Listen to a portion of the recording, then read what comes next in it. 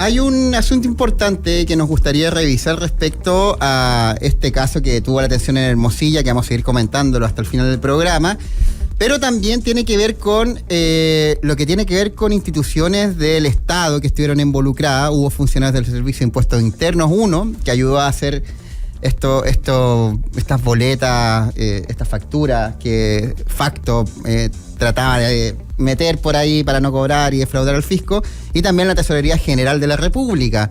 Tenemos una invitada que nos acompaña, que es María Jara Quemada, abogada y presidenta de la Comisión de Probidad, que nos gustaría también que nos iluminara un poco sobre cómo el caso Hermosilla repercute e impacta en las instituciones y en esto que actualmente está con mucha atención de la ciudadanía, porque la desconfianza en que estas instituciones donde las personas normales, todos tenemos que acudir al Servicio de Impuestos Internos, quizás no tanto tenemos que ir a la Tesorería General, pero sí son instituciones que uno deposita su confianza y que, a propósito de este caso, puede horadar su respeto, su fe pública.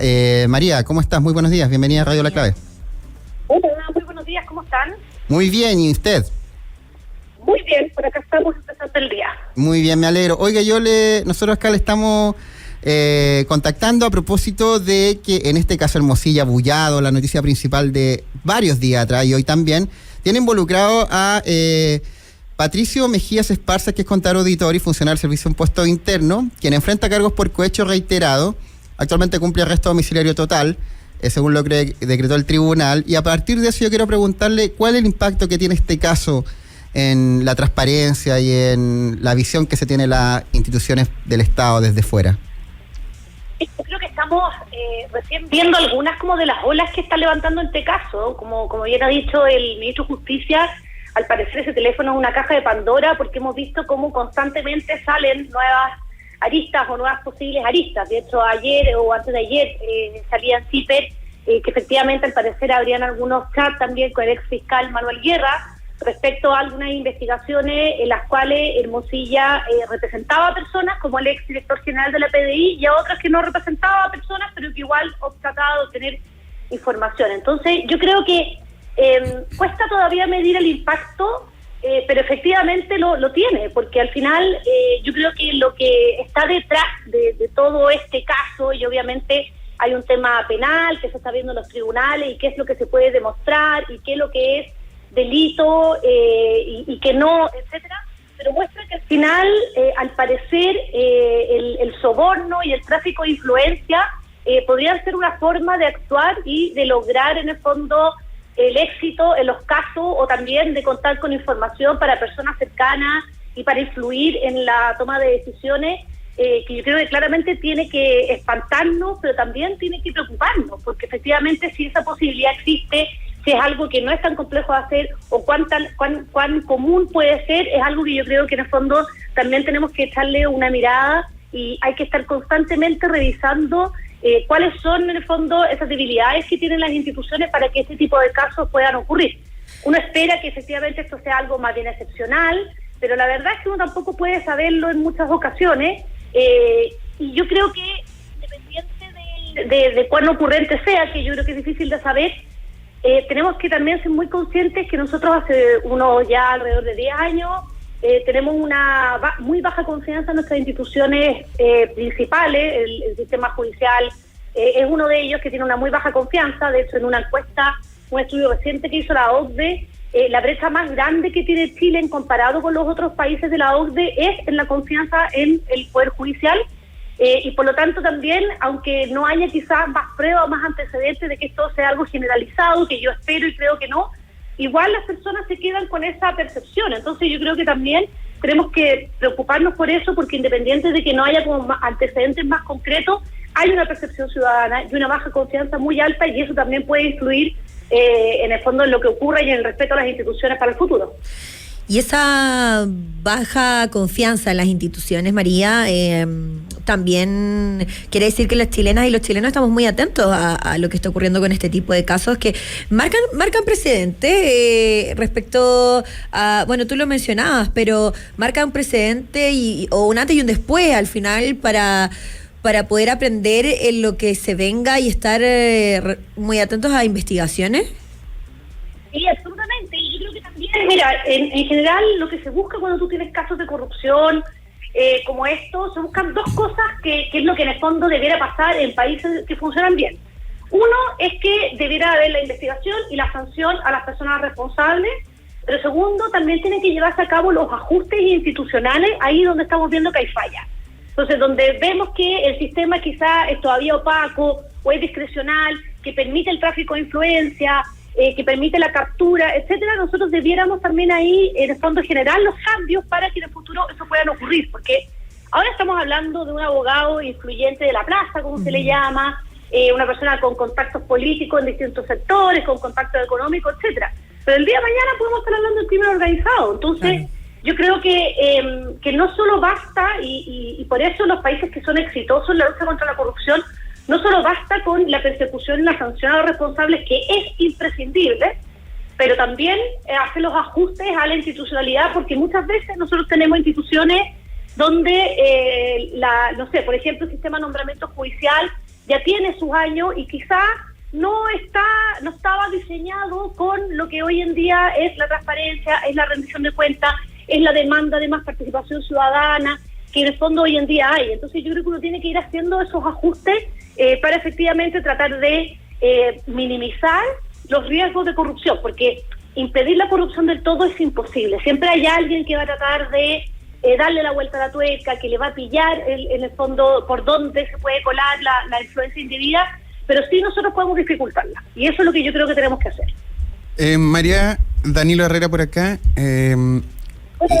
La idea de el rol que tuvo Hermosilla en el gobierno de Piñera II, donde trabajó los 4 años, todavía no vemos los informes, porque él fue funcionario honorario del Ministerio del Interior mientras estaba Chadwick y mientras estaban otros ministros también. ¿Cuándo vamos a ver esos informes? ¿Qué podrían decir esos informes? ¿Nos podemos encontrar con sorpresas desde la administración del Ejecutivo, no solo con sus casos? Mira, no se sabe. Yo creo que efectivamente lo mejor acá es siempre salir dando la información con claridad desde el inicio, porque este tipo de casos levanta muchas suspicacias. De hecho, a mí lo que me preocupa, y también pasó en el caso Convenio, es que finalmente todo lo que se rodee o lo que se acerque a Hermosilla se percibe como corrupto. Y probablemente en ese teléfono hay miles de chats con miles de personas y que algunas efectivamente hay sospechas de ilegalidad y otros que probablemente no. Y acá también entonces empieza a ocurrir lo mismo. Uno dice, bueno, pero ¿qué hizo? ¿A qué información accedió? ¿Tuvo acceso a información privilegiada? ¿Para qué estuvo en ese cargo? Etcétera. En el caso Convenio pasaba igual. Yo me acuerdo que hace un año a mí me llamaban muchos de los medios y me decían, mira, encontramos este caso donde tal persona firmó un convenio. Y yo decía, pero es que firmar un convenio no es en sí ilícito. Acá es cuando se dan ciertas condiciones, puede ser ilícito. Entonces, yo creo que por eso mismo, como hay tantas sospechas hacia todo lo que rodee la actividad y donde haya estado involucrado el señor Hermosilla, por todo lo que hemos visto, que por mucho que en el fondo tengamos una percepción de que Chile es un país corrupto, yo creo que igual nos sigue sorprendiendo todo lo que continuamos leyendo y sabiendo. O sea, ya ha sido bastante sorprendente para todos y yo, desde eso, pasa el tiempo y cuando vuelven a citar un poco los textos de ese audio, uno como que se sigue, aunque ya lo haya escuchado, se sigue sorprendiendo de la verdad, como de la desfachatez y la percepción de impunidad. Entonces yo creo que efectivamente es bueno que esa información esté porque, insisto, nosotros estamos sumergidos en una crisis de confianza muy relevante y en general lo que la ciudadanía no ve lo percibe como corrupto, lo percibe como irregular, lo percibe como sospechoso. Entonces yo creo que es mejor tener la información concreta donde efectivamente se puedan ir despejando todas esas dudas, pero bueno, yo creo que de este caso van a seguir apareciendo cosas porque claramente el modus que tenía de operar esta persona era bastante reñida con la ética y bastante cercana al parecer a los delitos y por lo tanto yo creo que quizás vamos a seguir enterando de ciertas situaciones que van a seguir habiendo investigación. Y en ese marco, Andrés Chadwick tiene que salir, en tu opinión, tiene que salir a explicar su relación con su amigo del alma y abogado asesor. Yo creo que hay cosas paralelas. Van a haber investigaciones, probablemente quizás en algún minuto lo citen a declarar, no sabemos si como testigo o como inculpado, y eso va a ir siguiendo su curso. Y también están las explicaciones a la opinión pública. Yo creo que muchas veces es mejor, esto es una opinión mía personal, ustedes son más expertos en comunicación que yo, pero yo creo que muchas veces es mejor salir a hablar antes y hacerse cargo de los puntos a que todo esto se vaya haciendo por goteo. Y finalmente sabemos que muchas veces las declaraciones que se hacen la Fiscalía por uno u otro motivo, no sabemos por quién, se termina filtrando y también terminamos enterándonos por la prensa de lo que ocurrió en esas declaraciones. Entonces yo creo que es una decisión que tendrá que tomar, pero yo creo que efectivamente muchas veces, insisto, vuelvo a insistir en mi punto, cuando la ciudadanía no sabe, no ve o no tiene la información enfrente, en general le genera mucho más suspicacia que cuando la información está y ahí juzgará si la considera adecuada, no adecuada, correcto, incorrecto, pero yo creo que efectivamente el no contar con información muchas veces va generando como más ruido que cuando uno da la información más directamente.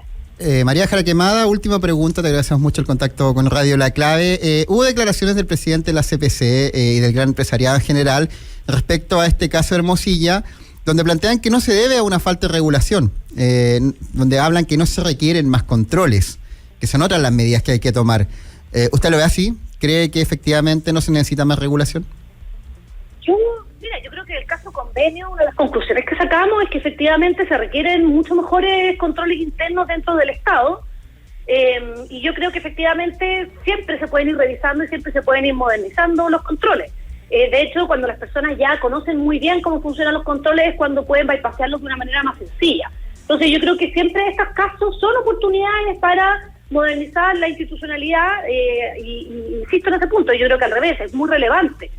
No podemos quedarnos solo en la sanción y en la persecución, sino que también tenemos que ver qué es lo que falló para hacernos cargo de lo que falló. Entonces yo creo que efectivamente sí. Ahora, yo creo también, y puedo coincidir quizás con el presidente de la CPC, es que los controles no necesariamente tienen que trabar la pelota. O sea, nosotros queremos un Estado que sea eficaz, que sea eficiente, que no sea excesivamente burocrático, pero que tenga los controles, la transparencia y la rendición de cuentas necesarias. Es un equilibrio bastante difícil de lograr, pero hay que ir hacia allá. Y yo creo que efectivamente uno no puede pensar que esto solo ocurrió porque las personas eran poco éticas, sino también porque estaban las oportunidades y estaban las posibilidades de hacerlo. Todos los estudios de por qué se produce la corrupción te dicen que es una combinación de factores. Muchas veces es el factor personal, pero también muchas veces es que la ocasión hace al ladrón, y que cuando tú ves que hay debilidades y tú puedes aprovecharte de ellas, lo haces. Entonces yo creo que tenemos que enfrentar las dos cosas, porque si no, nos quedamos cojos en las soluciones. La abogada y presidenta de la Comisión de Probidad, María Jara Quemada, estuvo junto a nosotros. Muchas gracias, María. Muchas gracias a ustedes, que tengan un muy buen día. Chao, igualmente. Chao.